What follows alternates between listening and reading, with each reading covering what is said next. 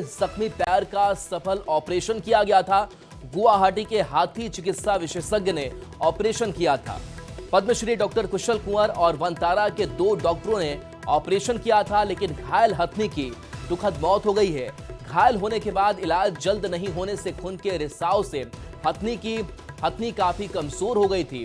बता दें कि चाईबासा के सरंडा जंगल में घायल हथनी को ट्रैंकुलाइज कर जख्मी पैर का कल ऑपरेशन किया गया था।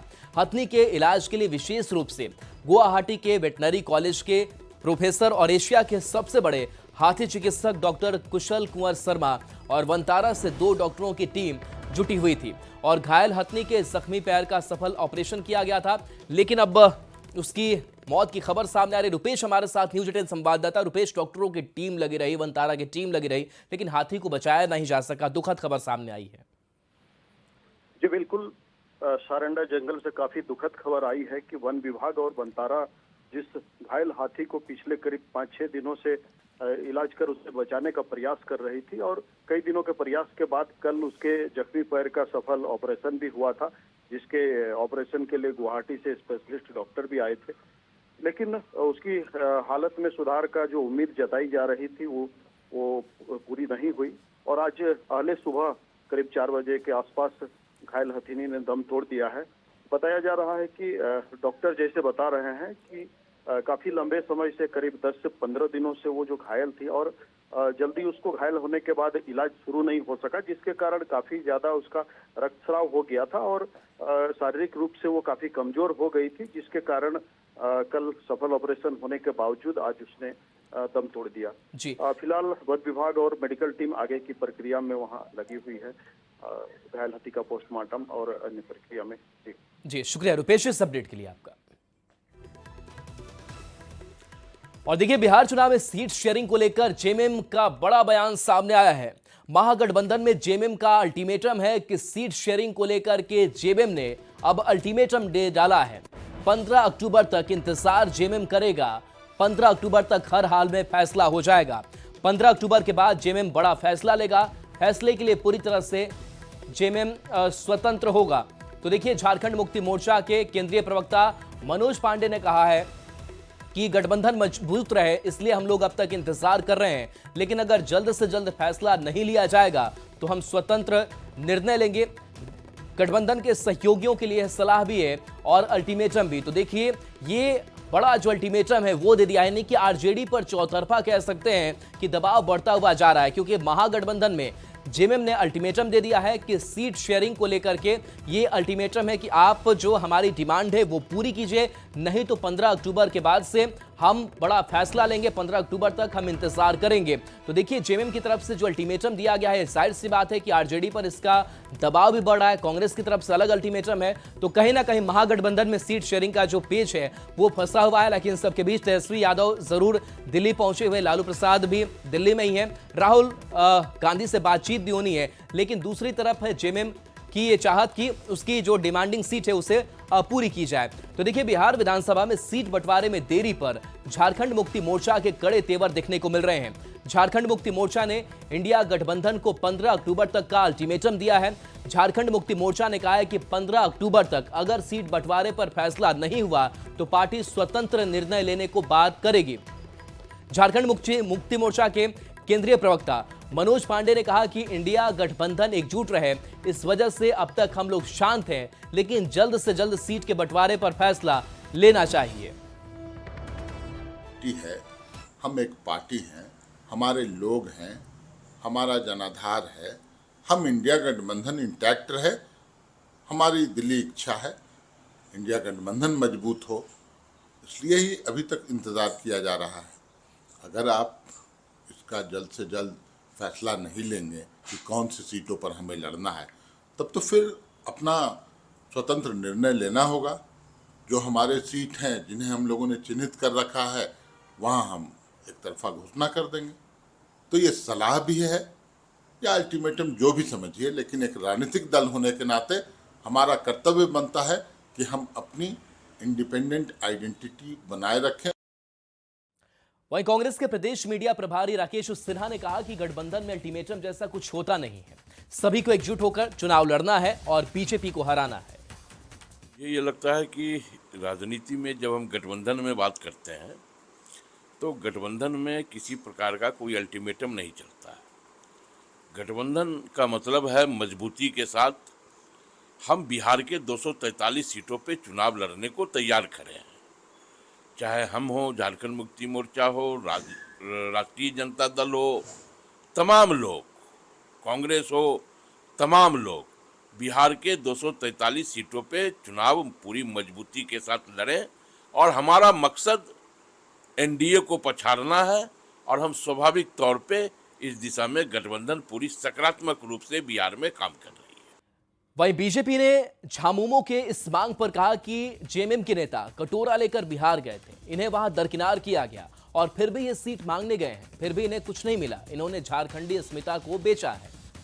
कटोरा लेकर तेजस्वी यादव के द्वार पे गए थे, बिना बुलाए ये दो यहाँ के वरीय नेता चले गए थे।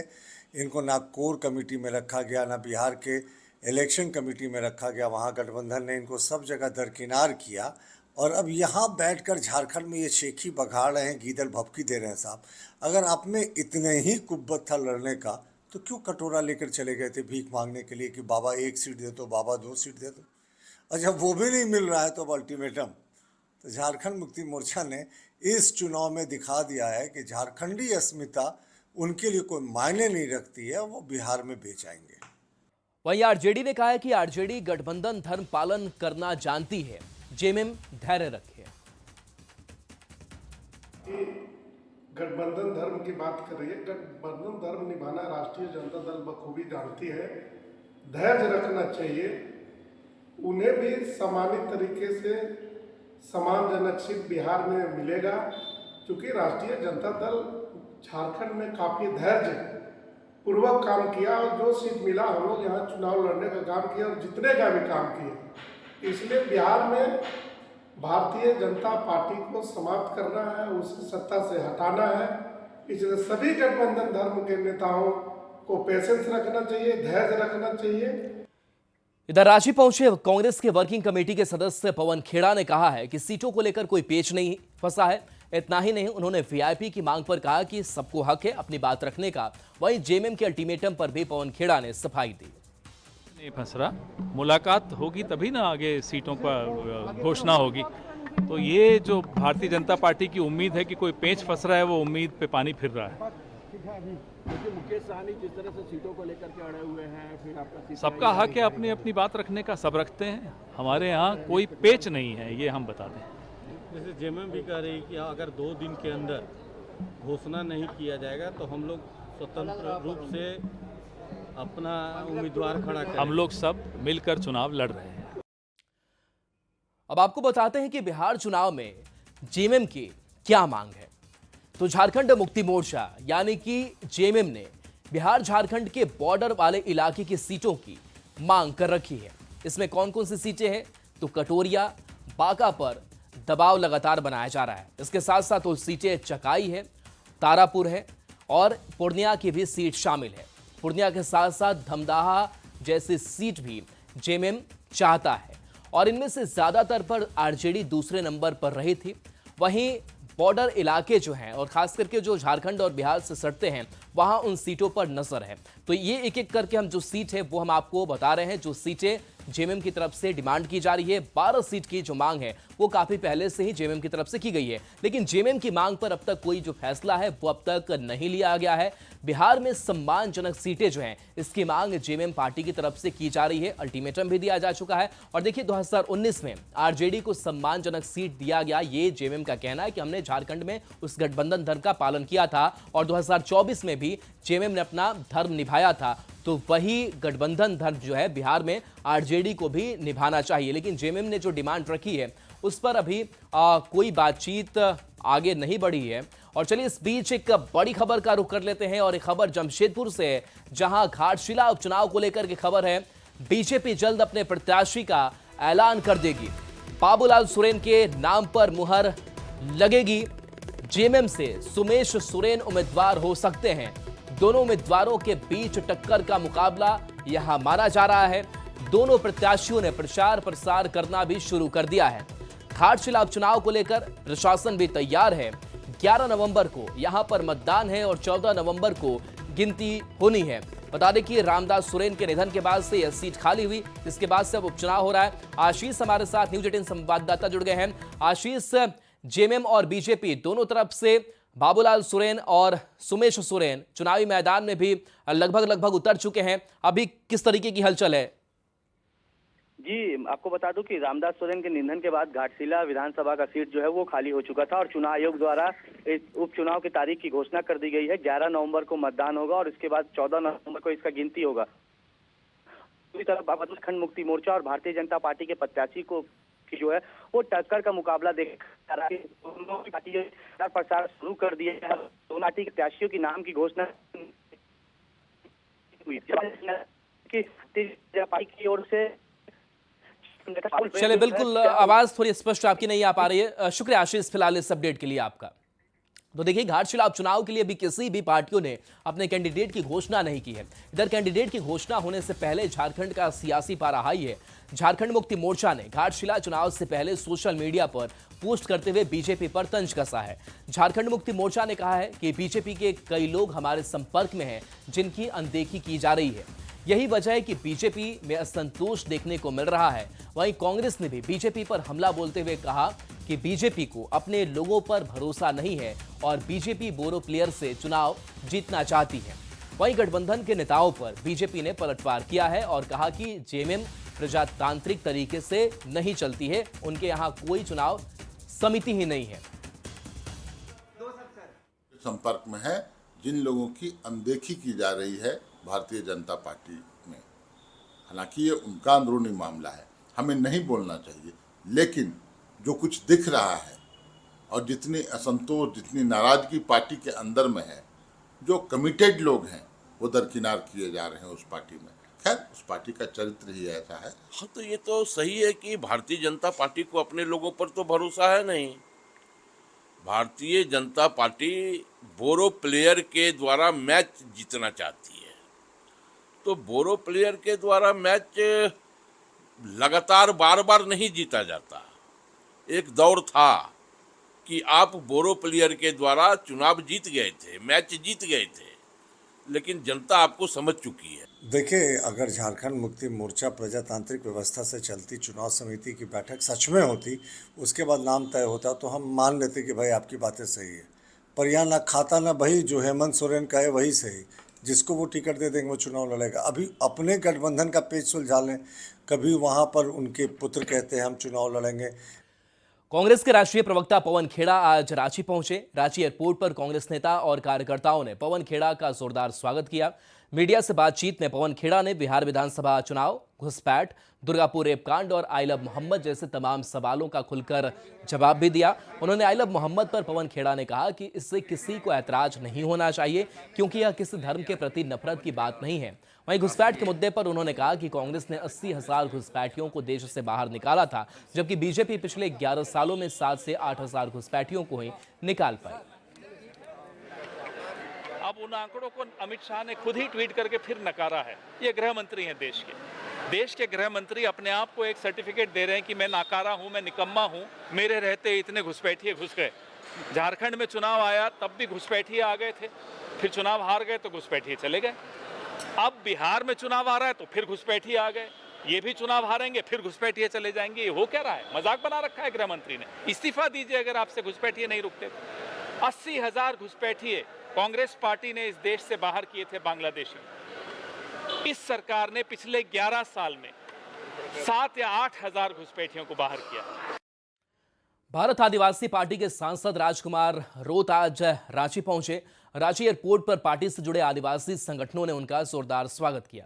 मीडिया से बातचीत में सांसद राजकुमार रोत ने कहा कि झारखंड के साथ साथ देश भर में आदिवासी समाज विस्थापन का दंश झेल रहा है। वहीं कुर्मी और आदिवासी समाज के बीच जारी तनाव को देखते हुए उन्होंने कहा कि दोनों पक्षों से बातचीत कर रास्ता निकाला जाना चाहिए।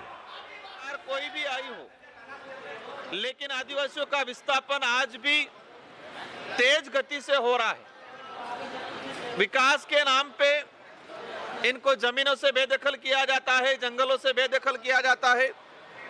सरकार कोई भी हो, इनको प्रोटेस्ट नहीं कर पाती। खबर रांची से है, जहां आज आदिवासी अस्तित्व बचाओ मोर्चा की ओर से महाजुटान का आयोजन किया गया। मोरहाबादी मैदान में बड़ी संख्या में आदिवासी समाज के लोग पारंपरिक वेशभूषा और अपने पारंपरिक हथियार के साथ इस महाजुटान में शामिल हुए। रांची के आसपास से ग्रामीण इलाकों के साथ साथ खूंटी, सिमडेगा जैसे जीरो से भी आदिवासी समाज के लोग इसमें शामिल हो रहे हैं। राजधानी रांची के मोरहाबादी मैदान में आज आदिवासी अस्तित्व बचाओ का जो है महाजुटान है, और महाजुटान में बड़ी संख्या में राजधानी रांची समेत आसपास के जिलों से आदिवासी समाज के लोग पहुंचे हैं। पारंपरिक वेशभूषा में, साथ ही जो पारंपरिक हथियार जो होते हैं आदिवासी समाज के, उसके साथ प्रदर्शन करने के लिए मोरहाबादी मैदान पहुंचे हैं। जाहिर है कि कुर्मी समाज की ओर से जो एसटी में शामिल होने की मांग है, उसके विरोध में ये महाजुटान है। हमारे साथ यहाँ पर मोर्चा के जो अध्यक्ष हैं, हम सीधे बात करेंगे। अजय तिर्की जी, ये जो देख रहे हैं क्या है ये? हम आदिवासी जंगली हैं। देखिए, साफ तो मैं कहना चाहता हूँ, आदिवासियों को जो अपना हक और अधिकार है उसके बचाने के लिए लोग आए हैं। ये कोई पर्व त्योहार बनाने के लिए नहीं आए हैं। जो हमारा अस्तित्व का सवाल है, हमारे अस्मिता का सवाल है, हमारा अधिकार का सवाल है। ये हथियार है और ये हम लोग का परंपरा झंडा है। क्या मैसेज है? मैसेज हम लोग को कुणबी महतो को आगाह कर रहे हैं कि हम लोग भी उन लोग से कम नहीं है। उस सबको हम आगाह कर रहे हैं कि हम लोग भी घर में रहने वाला आदिवासी, हम लोग भी अपना हक अधिकार किसी को हम लोग लेने नहीं देंगे। और आदिवासी समाज अपनी जो सामाजिक और राजनीतिक हिस्सेदारी है उसमें किसी तरीके का बंटवारा नहीं चाहता, और इसी को लेकर लगातार जो कह सकते हैं कि आदिवासी समाज के अलग अलग संगठनों की ओर से राजधानी रांची में लगातार प्रदर्शन किया जा रहा है, और ये महाजुटान इसी को लेकर बुलाया गया है। संजय कुमार सिन्हा, न्यूज़ 18 रांची। खबर देवघर से, जहां सदर अस्पताल में एक प्रसूता की मौत के बाद गुस्साए परिजनों और ग्रामीणों ने अस्पताल परिसर में जमकर हंगामा किया और civil surgeon doctor Jugal Kishore Chaudhary को घेर लिया और घंटों हंगामा किया। बता दें कि मृतका मोनिका देवी कितनी पंचायत के कोठिया गांव की रहने वाली थी। बताया जा रहा है कि महिला को कल दिन में डिलीवरी के लिए सदर अस्पताल में भर्ती कराया गया था। चिकित्सकों ने जांच के बाद रात 9 बजे तक प्रसव की बात कही थी, लेकिन रात करीब 12:30 बजे बच्चे का जन्म हुआ, जिसके बाद महिला की तबीयत अचानक बिगड़ी। परिजनों का आरोप है कि उस वक्त डॉक्टर अस्पताल में मौजूद नहीं थे और इलाज के अभाव में प्रसूता की मौत हो गई।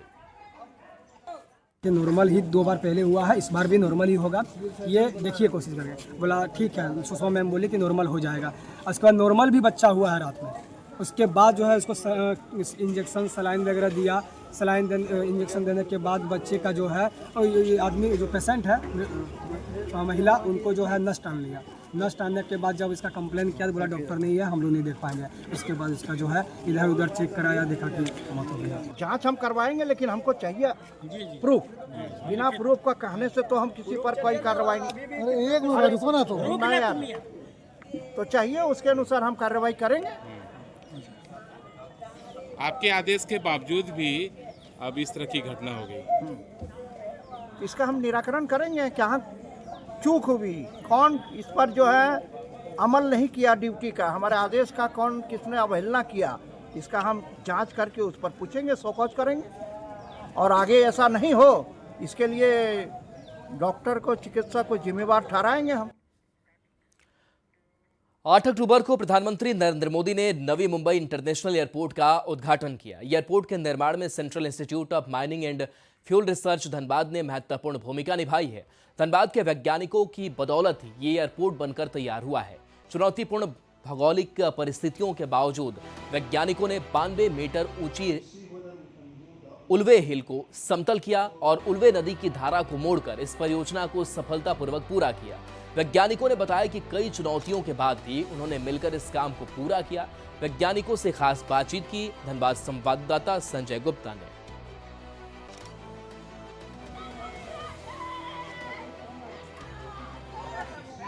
देश को एक और एयरपोर्ट मिला है जो कि नवी मुंबई में बना है, लेकिन उसके निर्माण कार्य में धनबाद का एक अहम रोल है।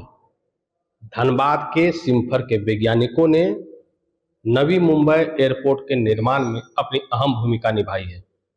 8 अक्टूबर को प्रधानमंत्री नरेंद्र मोदी ने नवी मुंबई एयरपोर्ट का उद्घाटन किया था।